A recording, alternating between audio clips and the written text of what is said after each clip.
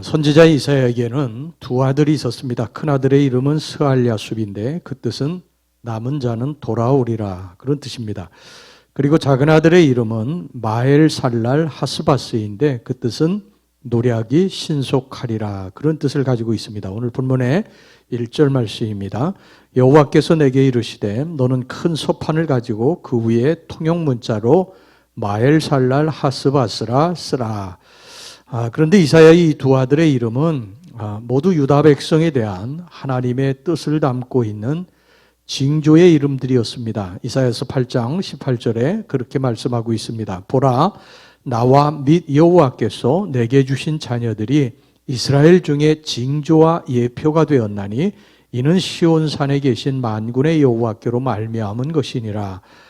큰아들의 이름은 대적들의 위협에 처해 있던 유다 백성들의 신실한 자들에게 구원과 회복의 소망을 주는 이름이고요. 작은 아들의 이름은 당시 유다의 대적들인 아람과 북왕국 이스라엘의 두 나라가 아수르에 의해서 속히 노략을 당할 것이라고 하는 예언의 이름이었습니다.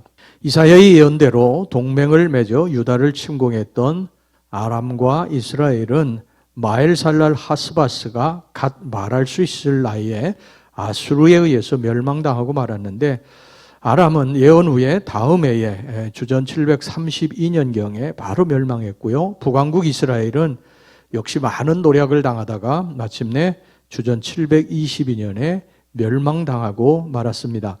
또한 5절에서 8절까지의 예언대로 하나님을 떠나서 죄악에 빠진 남왕국 유다 역시도 히스기야 왕 때 주전 714년경에 아수르의 세력에 전 국토가 짓밟히고 수도 예루살렘까지 포위당하는 비참한 지경에 처하고 말았습니다.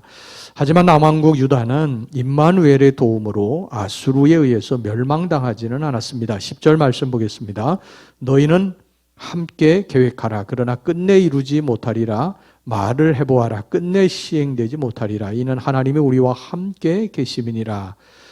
자, 그리고 이제 9절에서 10절의 예언대로 아람과 이스라엘을 모두 멸망시키고 유다까지 심히 괴롭히던 하수 유브라데의 흉용하고 창일한 물 아수르는 예루살렘을 치던 중에 하나님의 초자연적인 심판으로 크게 패퇴당한 후에 그 세력이 점점 쇠퇴하기 시작하다가 마침내 바벨론과 메대의 연합군에 의해서 수도 니누웨가 함락이 되고 마침내 주전 612년경에 멸망당하고 말았습니다. 이와 같이 역사는요, 선지자의 예언대로 한 점의 오차도 없이 모두 성취되었습니다. 이런 사실을 염두에 두면서 오늘 이 시간에 우리는 본문의 내용을 통해서 우리가 하나님 앞에서 멸망치 않고 길이 사는 생명의 길이 무엇인지 살펴보고자 합니다. 첫째, 오직 여호와 하나님만을 경외의 대상으로 삼는 길입니다. 이것이 생명의 길입니다. 12절서부터 13절 말씀입니다. 이 백성이 반역자가 있다고 말하여도 너희는 그 모든 말을 따라 반역자가 있다고 하지 말며 그들이 두려워하는 것을 너희는 두려워하지 말며 놀라지 말고 만군의 여호와 그를 너희가 거룩하다 하고 그를 너희가 두려워하며 무서워할 자로 삼으라. 당시 아람과 북왕국 이스라엘은 아수르를 굉장히 두려워했습니다. 그래서 그들은 함께 동맹해서 반아수르 전선을 구축하려고 하다가 결국 아수르의 칼에 멸망당하고 말았습니다. 4절 말씀입니다. 이는 이 아이가 내 아빠 내 엄마라 부를 줄 알기 전에 다메섹의 재물과 사마리아의 노략물이 아수르 왕 앞에 옮겨질 것임이라 하시니라. 또 유다도 역시 마찬가지였습니다. 아수 왕은 하나님보다 아람과 이스라엘 동맹군을 더 두려워했습니다. 그래서 그는 나라가 위기에 닥쳤을 때 하나님께 도움을 구하러 예루살렘 성전으로 나아가지 않고 막대한 곡물을 가지고 사신을 아수르에 보내서 그들에게 도움을 청했습니다. 그래서 유다는 당장은 아람과 에브라임의 칼에서는 모면하였지만요, 대신 아수르라고 하는 더욱 큰 올무에 빠져서 이후로 내내 말할 수 없는 고초와 괴로움을 겪어야 했습니다. 5절에서부터 8절까지의 말씀입니다. 여호와께서 다시 내게 말씀하여 이르시되 이 백성이 천천히 흐르는 실로암 물을 버리고 르신과 르말리아의 아들을 기뻐하느니라. 그러므로 주 내가 흉용하고 창일한 큰 하수 곧 아수르 왕과 그의 모든 위력으로 그들을 뒤덮을 것이라. 그 모든 골짜기에 차고 모든 언덕에 넘쳐 흘러 유다에 들어와서 가득하여 목에까지 미치리라. 임마누엘이여 그가 펴는 날개가 내 땅에 가득하리라 하셨느니라. 아수르도 마찬가지였습니다. 그들은 주변 열국에 대해서 난폭하고 무자비하게 칼을 휘두르며 스스로 교만에 빠져서 하나님을 모욕하고 능멸하다가 결국 아수르도 멸망하고 만 것입니다. 여러분, 우리 인생들이요 진정 두려워하고 의지해야 할 분은 오직 여호와 하나님 한 분뿐이십니다. 13절 말씀, 만군의 여호와 그를 너희가 거룩하다 하고 그를 너희가 두려워하며 무서워할 자로 삼으라. 이 세상에 어떤 것도 우리를 해치지 못합니다. 하나님이 우리 편이면 이 세상 어떤 것도 우리를 해치 못합니다. 이것을 여러분 기억하시기 바랍니다. 하나님은 우주 만물의 창조자시고 역사의 주관자시고 만방을 홀로 통치하신 절대 주권자십니다.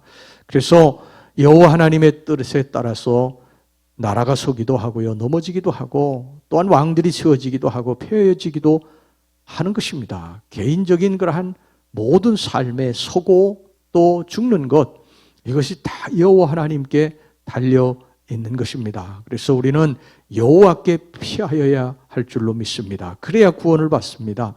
반면에 그분께 대적하는 자는요, 하나님께 대적하는 자는 실족해서 멸망당하고 맙니다. 14절에서부터 15절입니다.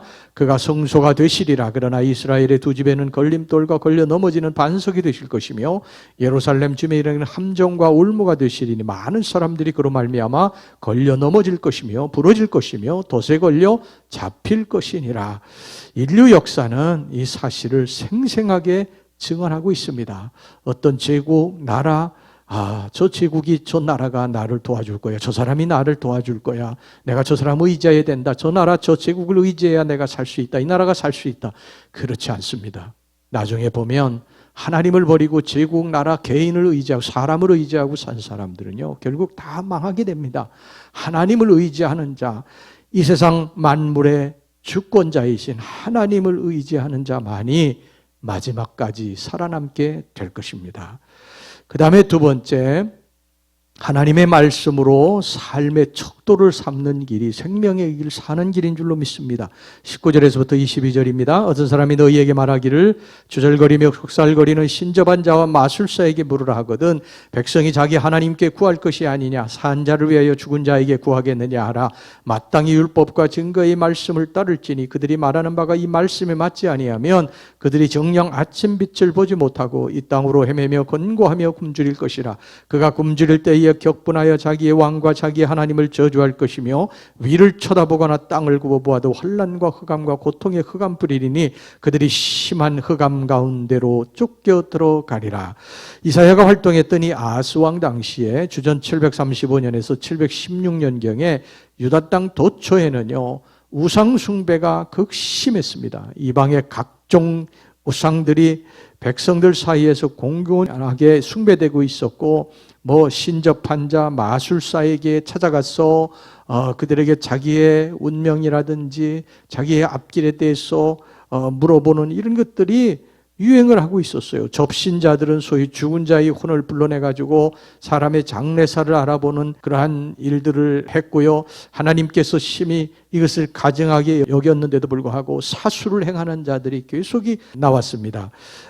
이스라엘 사회에는 이 같은 이방의 가증한 악습이 오래전부터 자리 잡고 있었는데 일찍이 블레셋의 침략을 받은 이 사울도 엔돌의 접신녀를 찾아가 물었지 않습니까? 나중에 아수르 왕 에살핫돈의 위협 앞에서 므낫세 왕도 점치는 자에게 물었습니다.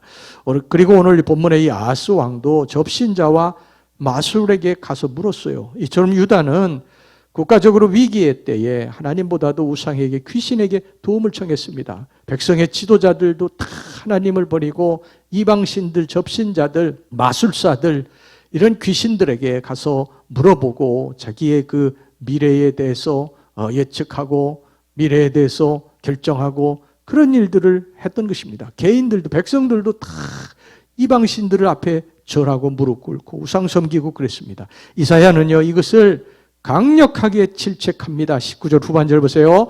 산자를 위하여 죽은 자에게 구하겠느냐? 여러분 그렇습니다. 하나님의 백성은 마땅히 하나님의 백성은 하나님께 구하여야 합니다. 다윗은 전쟁할 때에 항상 하나님 앞에 먼저 물어보죠. 여러분 다윗은 일평생을 전쟁터에서 뼈가 굵은 사람이 전쟁에 관한 한 일가견이 있는 사람이에요. 경험이 풍부한 사람입니다. 딱 전쟁을 이렇게 하기 전에 이렇게 보면 이걸 이길 수 있는지 없는지, 싸우면 이길 수 있는지 없는지를 알 수 있는 사람이에요. 그럼에도 불구하고 한 번도 자기 마음대로 나가지 않지 않습니까? 하나님 앞에 엎드려 기도하면서 하나님이 나가라고 하시면 나가고 멈추라고 하시면 멈췄어요. 다윗은 일평생을 그렇게 산 사람입니다. 근데 사울은 어때요? 접신녀를 의지하고 아하스, 므낫세도 전부 접신녀 앞에 가서 절하고요. 귀신 앞에 절하고. 그래 모두 나중에 패망하고 말하지 않습니까? 여러분 우리는 이사야 선지자가 알려준 대로 하나님의 백성이므로 마땅히 하나님의 말씀을 쫓아야 합니다.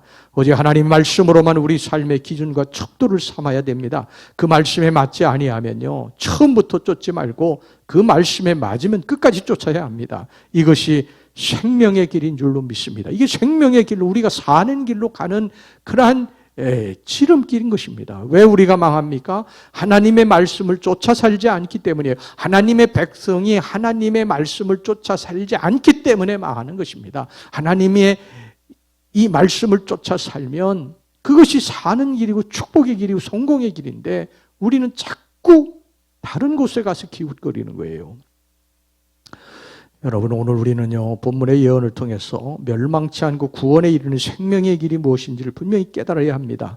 누구는 왜 멸망했고 누구는 왜 승리했는지를 보아야 됩니다. 그리고 생명의 길을 따라 가야 할 줄로 믿습니다. 그것이 승리와 축복의 길인 것입니다. 할렐루야.